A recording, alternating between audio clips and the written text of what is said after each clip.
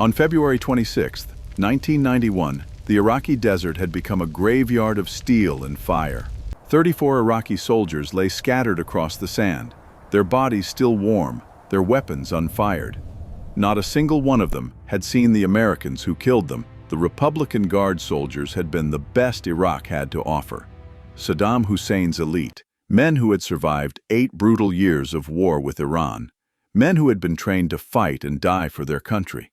And yet, in less than 23 minutes, they had been completely annihilated by an enemy they never saw coming. The Americans had descended upon them like ghosts in the darkness, their eyes glowing with an eerie green light that pierced through the pitch-black night. The Iraqis had fired blindly into the void, their tracers streaking uselessly into empty space, while American gunners calmly lined up their shots through devices that turned midnight into noon. This was the Battle of 73 Easting, and it changed everything we thought we knew about modern warfare. But here is what most people do not know. The technology that made this massacre possible, the PVS-5 night vision goggles and their successors, had almost been rejected by the very generals who would later credit them with winning the war. For years, high-ranking military officers had dismissed night vision as an expensive gimmick, a toy for special forces that had no place in conventional warfare. They believed that real soldiers fought in daylight, the way wars had been fought for thousands of years. The darkness, they argued, was nature's ceasefire, a time when both sides rested and regrouped for the battles of tomorrow. They could not have been more wrong. If you are finding this story compelling, I want to ask you to take just 2 seconds to hit that like button and subscribe to this channel. Your support helps us bring more incredible true stories like this one to you every week. Now let us continue. The story of how night vision went from rejected prototype to war-winning technology begins not in the deserts of Iraq, but in the jungles of Vietnam, more than 2 decades earlier.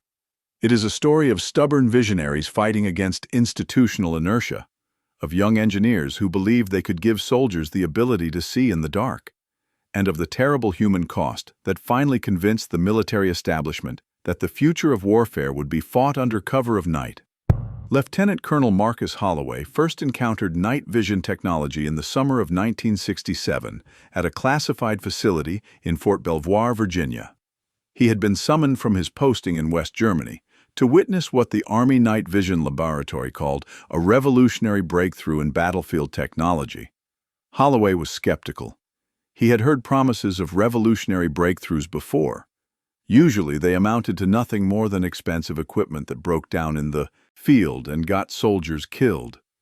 But what he saw that night in the Virginia woods changed his entire understanding of warfare.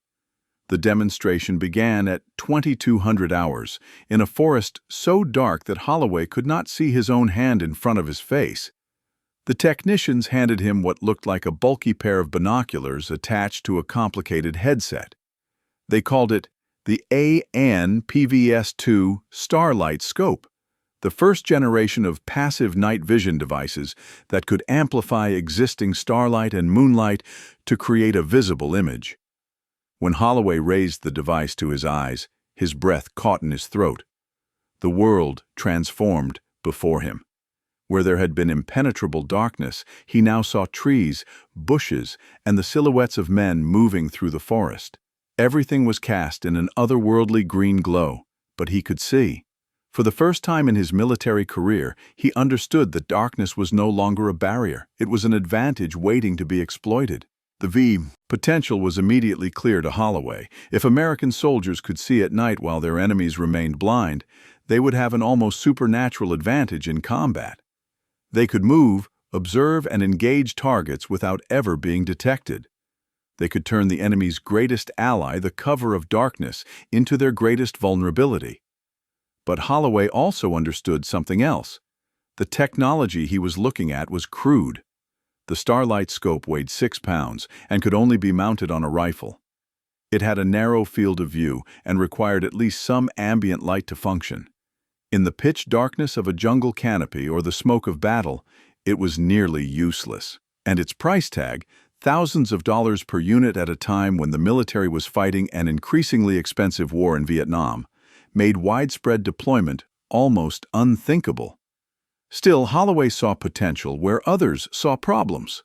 He returned to his posting in Germany with a mission. He would become an advocate for night vision technology, pushing for its development and deployment even as more senior officers dismissed it as a waste of resources.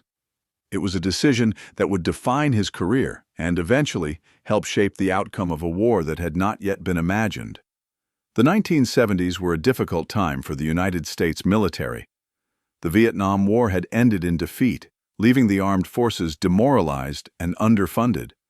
Public opinion had turned against the military, and Congress was reluctant to approve spending on new weapon systems. In this environment, advocates for night vision technology faced an uphill battle. The wound PVS-5, which would become the mainstay of Army night vision for nearly 2 decades, was developed during this period. It represented a significant improvement over the Starlight scope. Where the earlier device had been a rifle-mounted scope, the PVS-5 was a dual-tube goggle that could be worn on the head, freeing both hands for other tasks. It used second-generation image intensifier tubes that provided better resolution and light amplification than their predecessors. For the first time, soldiers could navigate, drive vehicles, and operate equipment while maintaining their night vision capability.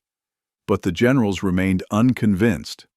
Colonel Thomas Westbrook, who commanded an armored brigade in Germany during this period, later recalled the institutional resistance to night vision technology. The old guard simply did not believe in it, he said in a 1992 interview. They had grown up fighting in daylight. Their training, their tactics, their entire understanding of warfare was built around the assumption that battles happened when you could see. The idea that we could fundamentally change that assumption seemed like science fiction to them. The skepticism was not entirely without merit.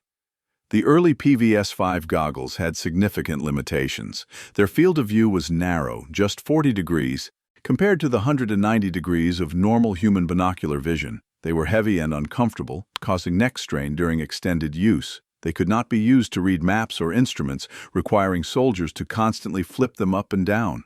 And in bright light, such as from a flare or explosion, they would bloom out, temporarily blinding the user at the worst possible moment. There were also training concerns. Soldiers who had spent their entire careers learning to fight in daylight had to essentially relearn everything when using night vision. Depth perception was distorted. Colors were reduced to shades of green. The familiar landmarks and reference points that soldiers used to navigate became unrecognizable alien landscapes. Many officers worried that the learning curve was too steep, that soldiers would never become proficient enough with the technology to use it effectively in combat. The breakthrough came not from the battlefield, but from the training ground. In 1981, the Army opened the National Training Center at Fort Irwin, California. Located in the Mojave Desert, Fort Irwin offered something that no other training facility could provide: 1,000 square miles of open terrain where entire armored brigades could conduct realistic force-on-force exercises. The National Training Center was designed to be brutally honest. Visiting units would face off against a permanent opposing force, the famous Black Horse Regiment, who trained full-time to defeat them. Every engagement was recorded and analyzed. Every mistake was documented and debriefed. Units that came to Fort Irwin expecting an easy validation of their training quickly discovered just how unprepared they really were. It was at Fort Irwin that the true potential of night vision technology became undeniable. In early training rotations, units equipped with night vision goggles consistently outperformed those without them. The advantages were not marginal. They were overwhelming. Tank crews with thermal sights could detect and engage enemy vehicles from distances of over 3,000 meters, long before they were themselves detected. Infantry squads with PVS-5 goggles could navigate complex terrain in total darkness, achieving surprise against positions that would have been impregnable in daylight. Captain Jennifer Martinez was a young armor officer who witnessed one of these early training rotations in 1984. The exercise took place on a moonless night with visibility near zero for anyone without night vision equipment. Martinez's unit was tasked with defending a critical choke point against an opposing force attack. What happened next would stay with her for the rest of her career. We could see them coming from 3 kilometers out, she recalled. Their tanks showed up on our thermal sights like bright white rectangles against the dark background. They had no idea we were there. When they crossed into our engagement zone, we opened fire. In 90 seconds, we had destroyed 14 enemy vehicles. They never even saw where the shots were coming from. It was not a battle. It was an execution. The opposing force commander, a colonel who had initially been skeptical of night vision technology, was forced to reconsider his position after the exercise. He had lost nearly a third of his force in the first few minutes of the engagement. His tankers, veterans who had trained for years to defeat any opponent, had been completely helpless against an enemy they could not see. "This is the future of warfare," he said during the after-action review. "Either we embrace it or we become victims of it." But changing institutional culture takes time, especially in an organization as large and tradition-bound as the United States Army. Even as the evidence mounted in favor of night vision technology, many senior officers continued to resist. Some argued that the training exercises were unrealistic, that real combat conditions would neutralize the advantages of night vision. Others worried about the cost of equipping every soldier with the expensive devices. Still others simply could not accept that the fundamental nature of warfare could change so dramatically. The debate continued through the mid-1980s, with advocates for night vision technology slowly gaining ground but never achieving the decisive victory they needed to ensure widespread deployment. It would take a crisis halfway around the world to finally tip the balance. On August 2, 1990, Iraqi forces under the command of Saddam Hussein invaded the small, oil-rich nation of Kuwait. Within hours, Iraqi tanks were rolling through Kuwait City, and the entire country was under occupation. The international community was shocked. Iraq possessed the fourth-largest army in the world, battle-hardened from 8 years of war with Iran. Saddam Hussein had positioned himself as a regional power broker, and now he controlled a significant portion of the world's oil reserves. President George H.W. Bush immediately began assembling a coalition to oppose the Iraqi aggression. Within weeks, hundreds of thousands of American and Allied troops were deploying to Saudi Arabia as part of Operation Desert Shield. The largest military buildup since World War II was underway. For advocates of night vision technology, the deployment presented both an opportunity and a challenge. The opportunity was clear. This would be the first major conflict where American forces could potentially leverage their night vision advantage against a serious opponent.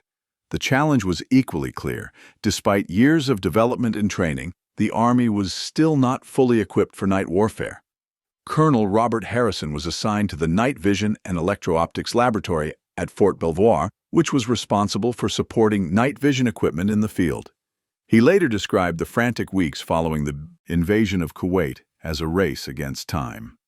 "We had units deploying with a hodgepodge of night vision equipment," Harrison recalled. Some had the latest third-generation systems. Others were still using Vietnam-era starlight scopes. A significant number had no night vision capability at all. We knew that if we went to war unprepared, soldiers would die because they could not see in the dark. The laboratory worked around the clock to prepare equipment for deployment. Technicians who had spent years working on research and development found themselves performing basic maintenance and repairs on goggles that were being shipped to the Persian Gulf. Engineers who had designed the next generation of night vision systems were pulling all-nighters to ensure that current systems were working properly. The challenge was not just equipment, it was also training. Many of the units deploying to Saudi Arabia had never conducted sustained night operations. Their soldiers had been issued night vision goggles but had limited experience using them in realistic conditions. There were concerns that, in the chaos of combat, the technology would become a liability rather than an asset. Lieutenant Sarah Chen was a young officer assigned to the logistics staff of the 7th Corps, one of the main American combat formations deploying to Saudi Arabia. She later described the chaos of those early days. "We were receiving shipments of equipment from all over the country," she said. Night vision goggles, thermal sights, infrared beacons, identification panels. Some of it was state-of-the-art. Some of it should have been in a museum. My job was to figure out what we had, what we needed, and how to get it all to the right units before the shooting started. Chen worked 18-hour days tracking shipments and coordinating with units across the theater. She discovered that many soldiers did not know how to properly maintain their night vision equipment. Goggles that should have been carefully stored in protective cases were being thrown into duffel bags. Delicate image intensifier tubes were being exposed to bright light, which could permanently damage them. Batteries were being mixed up, with some soldiers using the wrong type and others not having batteries at all. She implemented a crash training program, sending small teams of technicians to units throughout the theater to teach soldiers how to care for their equipment. It was not glamorous work, but it was essential. A night vision goggle that failed at the wrong moment could mean the difference between life and death. The weeks of Operation Desert Shield stretched into months. As the coalition buildup continued, American forces had time to train and acclimate to the desert environment. Night exercises became increasingly common as commanders recognized the potential advantage that night operations could provide. The Iraqi military, by contrast, had almost no night vision capability. Their Soviet-made tanks and armored vehicles were equipped with active infrared systems that required them to illuminate targets with infrared spotlights. These systems were a generation behind American passive night vision, and they had a critical vulnerability. The infrared beams could be seen by anyone using American equipment, essentially revealing the Iraqi positions while providing only limited visibility in return. General Norman Schwarzkopf, the commander of coalition forces, recognized the implications immediately. "If we fight at night, we own the night," he told his staff. "The Iraqis will be blind. We will be able to see everything." The air campaign began on January 17, 1991. For 38 consecutive days, coalition aircraft pounded Iraqi military installations, communications networks, and supply lines. The bombing was relentless and devastating. Iraqi forces in Kuwait were subjected to around-the-clock attacks that destroyed their ability to coordinate or resupply. Much of this air campaign was conducted at night.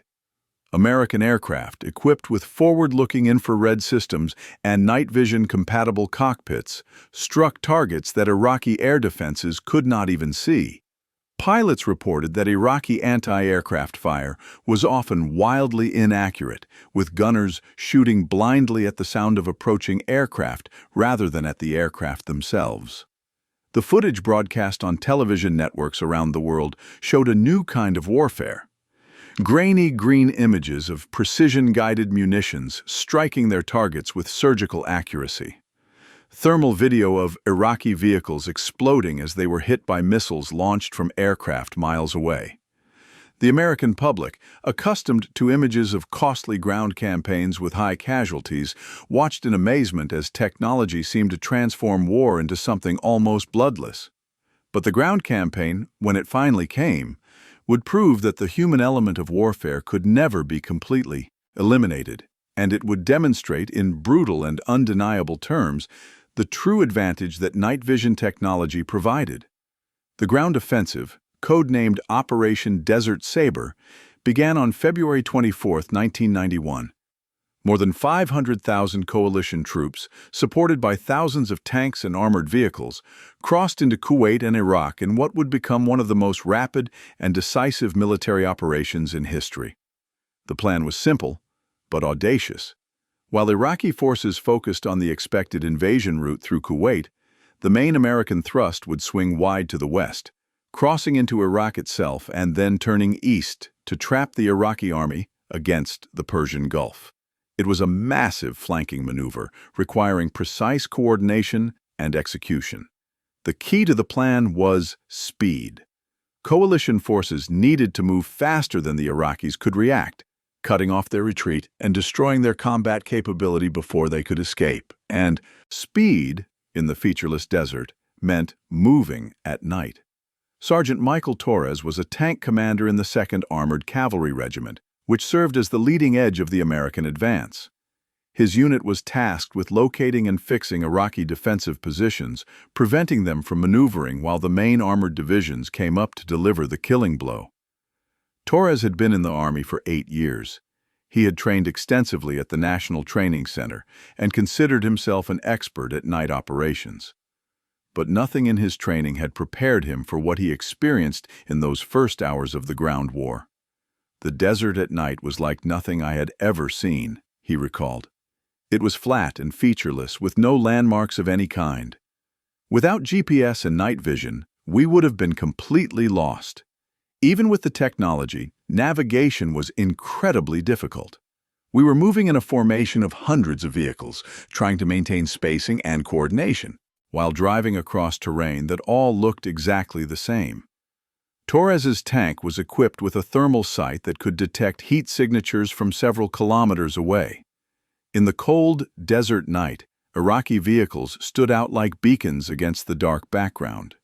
He could see enemy tanks that were completely invisible to the naked eye, their engines and exhaust systems radiating heat that his sensors easily detected.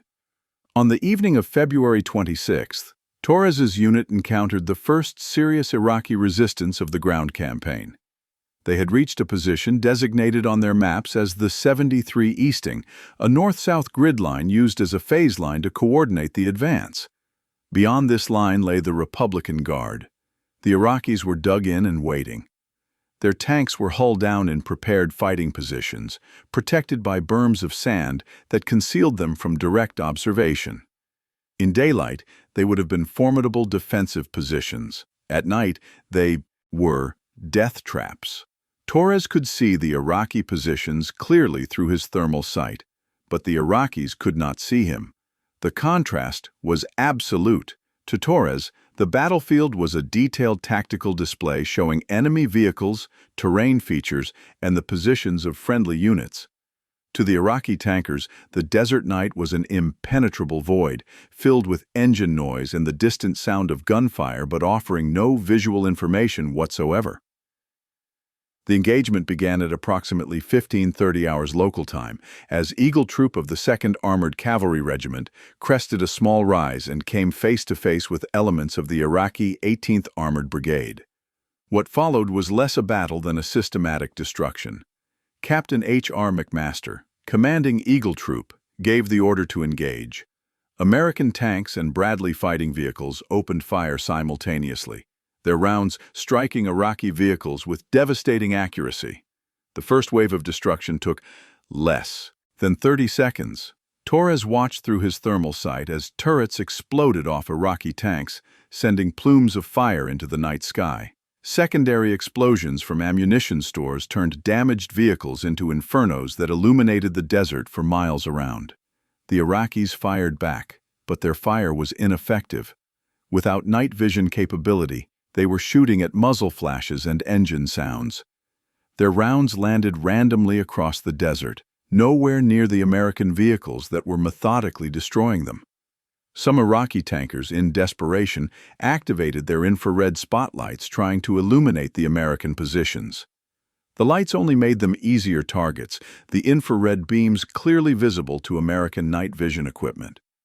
In 23 minutes, Eagle Troop destroyed over 50 Iraqi armored vehicles, including 28 tanks. American casualties were 0. It was a ratio of destruction that seemed impossible. Yet it was repeated again and again across the battlefield that night. Specialist David Kim was a gunner on a Bradley fighting vehicle in another unit advancing parallel to Eagle Troop. His Bradley was equipped with a thermal sight and TOW anti-tank missiles, a combination that proved devastating against Iraqi armor. "We engaged targets at ranges of over 2,000 meters, Kim recalled. "The Iraqis had no idea we were there. I would identify a target through my thermal sight, the commander would confirm it was hostile, and I would fire. By the time they saw the missile coming, it was already too late. We destroyed 11 vehicles in the first hour of contact. It did not feel like combat. It felt like a video game. The comparison to video games was one that many soldiers made in the aftermath of the battle. The experience of engaging enemies who could not fight back, of watching targets explode through the detached medium of a thermal screen, created a psychological distance that was both useful and troubling. Soldiers could do their jobs without being overwhelmed by the immediate horror of combat, but they also struggled to process what they had done when the fighting was over. Private First Class. Maria Gonzalez was an infantry soldier who participated in the assault following the tank battle. Her unit was tasked with clearing Iraqi defensive positions and securing prisoners.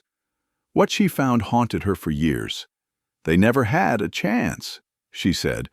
"When we moved through the Iraqi positions, we found soldiers who had died still in their sleeping positions. They had been killed by artillery called in by units they never saw. Others had been running when the tanks hit them.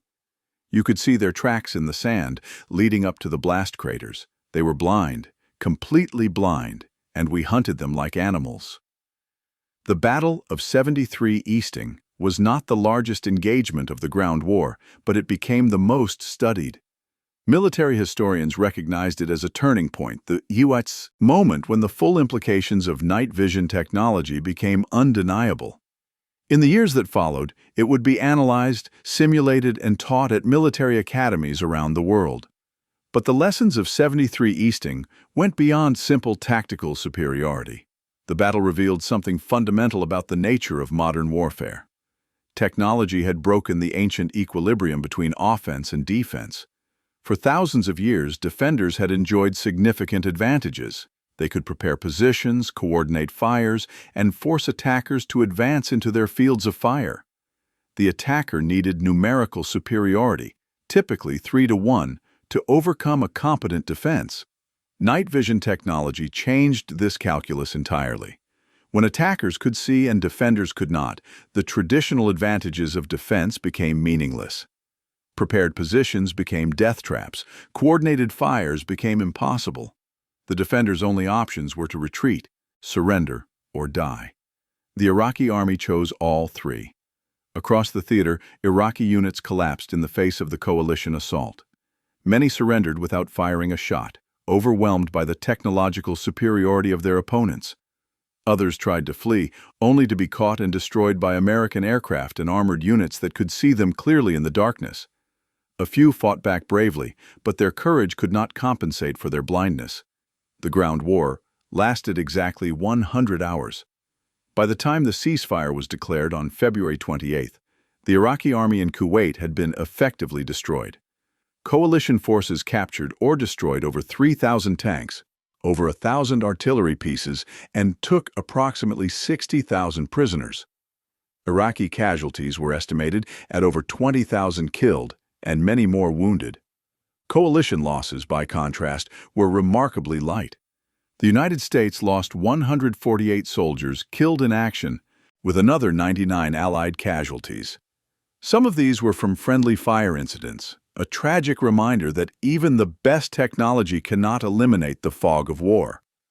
But the disparity between coalition and Iraqi casualties was unprecedented in modern military history.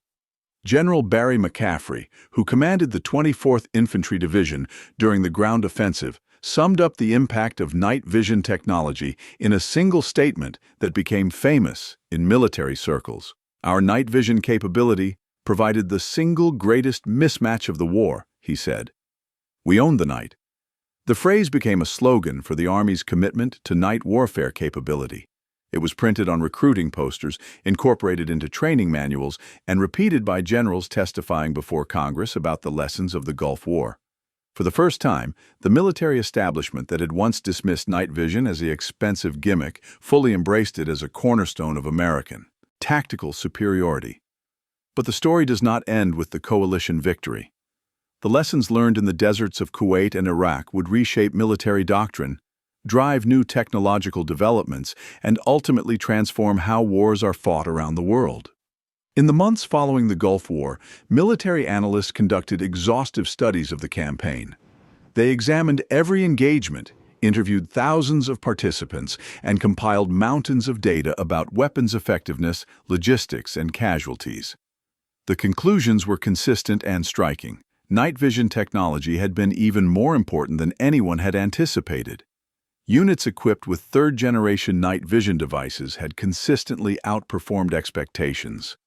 The combination of image intensification and thermal imaging had provided a level of situational awareness that the enemy simply could not match. In engagement after engagement, American forces had detected, identified, and destroyed Iraqi targets before the Iraqis even knew they were present. Colonel James Patterson, who led one of the analysis teams, described the findings. We found that over 70% of direct fire engagements during the ground campaign occurred in conditions where night vision provided significant advantage, he reported. In these engagements, coalition forces achieved kill ratios of better than 50-1.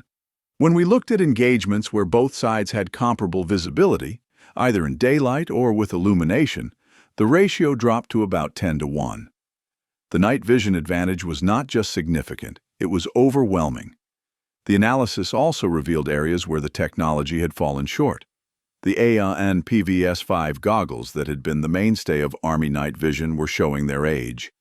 Their limited field of view and relatively heavy weight had been acceptable in training, but the demands of sustained combat operations highlighted their shortcomings. Many soldiers reported experiencing severe neck strain from wearing the goggles for extended periods. Others complained about the difficulty of transitioning between goggle use and map reading or instrument operation. There were also concerns about reliability. The image intensifier tubes in night vision devices are delicate instruments, sensitive to shock, vibration, and exposure to bright light. In the harsh desert environment, with its extreme temperatures and pervasive sand, equipment failures were common. Units had to carry spare goggles and tubes, adding to the logistical burden. And when goggles failed in the middle of an operation, soldiers suddenly found themselves blind in a night that had become their domain. These findings drove a new round of development that would produce the next generation of night vision technology. The A&U PVS-7, which had already begun replacing the PVS-5 in some units, was improved and deployed more widely. Engineers worked on reducing weight, increasing field of view, and improving reliability. New thermal imaging systems, which could see through dust, smoke, and other obscurants that blocked image intensification devices, were developed for vehicles and aircraft. The AI and PVS-14, introduced in the late 1990s, represented a major leap forward. Unlike earlier dual-tube designs, the PVS-14 was a monocular device that could be mounted over a single eye, leaving the other eye free for natural vision. This allowed soldiers to maintain some awareness of their immediate surroundings while still benefiting from night vision capability. It also reduced weight and allowed for more flexibility in how the device was used. But perhaps the most significant development was the integration of night vision technology with other military systems. Weapon sights, vehicle displays, and communication systems were all designed to be compatible with night vision. Soldiers could now aim their weapons, read their instruments, and coordinate with their teammates without ever removing their goggles. The boundaries between day and night operations became increasingly blurred. Sergeant Major Robert Williams had served in both the Gulf War and the subsequent wars in Afghanistan and Iraq. He watched the evolution of night vision technology over 2 decades of service. "When I first used night vision in Desert Storm, it felt like science fiction," he said. "We could see things that the enemy could not. But there were limitations. We had to flip the goggles up to read a map, to use our weapon sights, to do almost anything except look around." By the time I was in Iraq in 2003, everything had changed. The goggles were lighter, the image was better, and everything was designed to work together. We did not just own the night anymore, we lived there. The transformation extended beyond equipment to doctrine and training. The Army completely rewrote its manuals for night operations, incorporating lessons learned from the Gulf War and subsequent conflicts. Training programs at Fort Irwin and other installations were redesigned to emphasize night warfare. New generations of officers and soldiers entered service with the expectation that night operations were not exceptional, but routine. The impact was felt around the world. America's success with night vision technology in the Gulf War shocked military establishments everywhere. Nations that had previously focused their military spending on traditional platforms like tanks and artillery began investing heavily in electro-optical systems. The global market for night vision devices expanded dramatically, with manufacturers in the United States, Europe, and Asia competing to produce the most advanced systems. Russia and China, America's primary strategic competitors, launched intensive programs to develop night vision technology that could match Western capabilities. They studied the Gulf War carefully, analyzing every detail of American tactics and equipment. They, recognized that the night vision gap had been decisive and worked to close it. This proliferation of night vision technology had significant strategic implications. The overwhelming American advantage demonstrated in the Gulf War began to erode as potential adversaries acquired comparable capabilities. By the 21st century, military planners could no longer assume that American forces would own the night in every conflict. The technological edge that had seemed so decisive in 1991 was gradually becoming universal. The wars in Afghanistan and Iraq that followed the September 11th attacks provided new lessons and new challenges. These conflicts were different from the Gulf War in almost every way. Instead of facing a conventional army in open desert terrain, American forces confronted insurgencies in urban environments and mountainous regions. The clear-cut engagements of 73 Easting gave way to ambushes, improvised explosive devices, and enemies who blended into civilian populations. Night vision remained critically important in these conflicts, but its role evolved. Instead of tank battles in the desert, soldiers used night vision for patrols through villages, raids on suspected insurgent hideouts, and surveillance of routes that might be rigged with explosives. The technology that had been designed for conventional warfare was adapted for counterinsurgency. Staff Sergeant Lisa Park served 3 tours in Afghanistan between 2009 and 2013. She described how night vision changed the nature of the conflict. The Taliban quickly learned that we owned the night, she said. In the early days, they would try to ambush us after dark, thinking they had the advantage. It never worked. We could see them moving into position, setting up their weapons, coordinating their attacks. We would hit them before they even knew we were there. After a while, they stopped trying to fight us at night. They learned that darkness was our domain, not theirs. But the enemy adapted. Insurgents began using their knowledge of the terrain to their advantage, planting explosive devices during daylight when they could be observed and detonated remotely when coalition vehicles passed at night. They learned to avoid movement patterns that night vision could detect. They developed tactics that minimized their exposure during the hours when American forces had the greatest advantage. The technological arms race continued. Insurgent groups in Iraq and Afghanistan began acquiring night vision devices of their own, either purchased on the black market or captured from coalition forces. The proliferation of commercial night vision technology meant that even relatively unsophisticated adversaries could access basic night vision capability. The monopoly on seeing in the dark that American forces had enjoyed in the Gulf War was gradually eroding. Military planners responded by pushing the technological envelope further. New systems combined image intensification with thermal imaging, providing multiple ways to see in the dark. Digital night vision offered the ability to record, transmit, and share imagery in real time. Augmented reality systems began overlaying tactical information directly onto the soldier's night vision display, providing unprecedented situational awareness.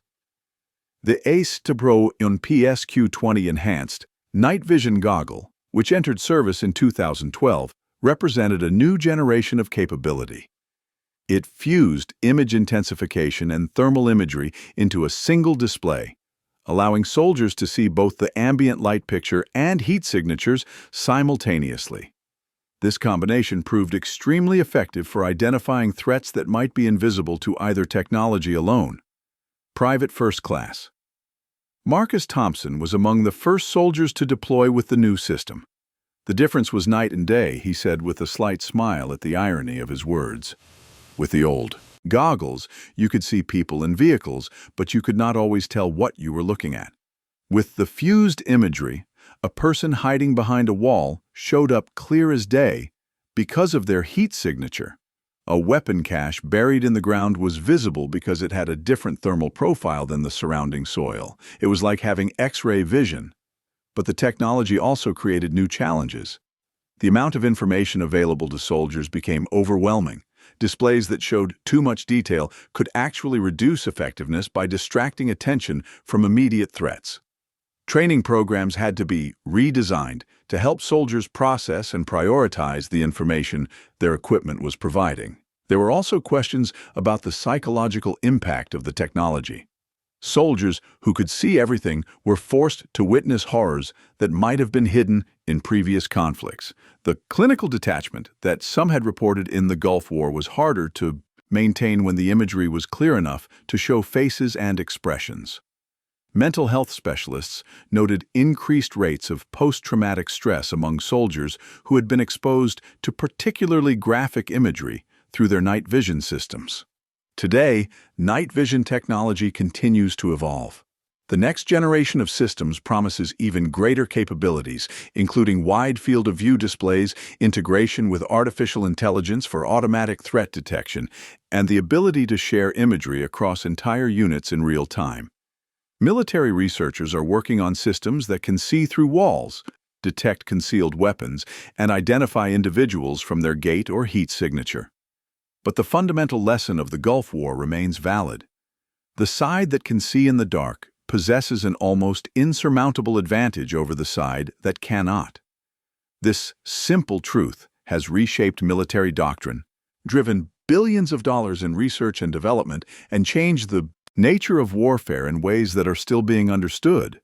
The generals who once rejected night vision as an expensive gimmick have long since retired or passed on. Their successors grew up in a military where night operations were routine, where owning the night was taken for granted. The technology that seemed revolutionary in 1991 is now standard issue equipment, as essential to the modern soldier as the rifle and helmet. But let us return, one final time, to that night in the Iraqi desert, to the 34 Republican Guard soldiers who never saw the enemy that killed them. They were not bad soldiers. They were not cowards. They were men who had been trained in a style of warfare that had become obsolete overnight.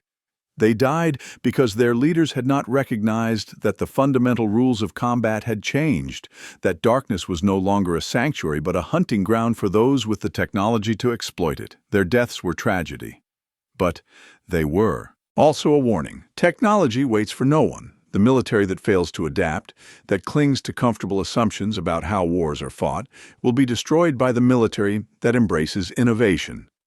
The generals who rejected night vision learned this lesson the easy way, through training exercises and war games. The Iraqi soldiers who faced American forces at 73 Easting learned it the hard way. Today, new technologies are emerging that may transform warfare as dramatically as night vision did. Autonomous weapons, artificial intelligence, cyber warfare, and hypersonic missiles are all changing the calculus of military power. Somewhere, there are generals dismissing these technologies as expensive gimmicks, just as their predecessors dismissed night vision decades ago. And somewhere else, there are young officers and engineers working to prove them wrong. The lesson of the PVS-5 and its successors is clear.